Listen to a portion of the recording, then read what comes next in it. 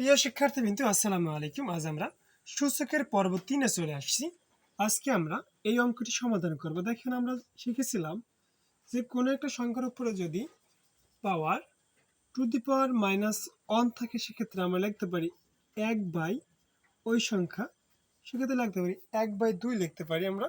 দেখেন, সেক্ষেত্রে আমরা এখানে লিখলাম 1/2 প্লাস হচ্ছে এখানে লিখতে পারি 1/5 টু দি পাওয়ার হচ্ছে -1। এখন তাকান, কারণ আমরা জানি কোন সংখ্যার উপর -1 1/, ওই রাশি, সেক্ষেত্রে -1 1/2, 5-এর উপরে -1 1/5 টু দি পাওয়ার -1। এখন এখানে লসাগু করি, 5 দুগুণে 10 হচ্ছে লসাগু, 2 যায় 5 বার, প্লাস এই 5 যায় 10-এর মধ্যে 2 বার, টু দি পাওয়ার হচ্ছে -1। এখন তাকান, 5 আর 2 যোগ করলে হয় 7, ভাগ হচ্ছে 10 টু দি পাওয়ার হচ্ছে -1।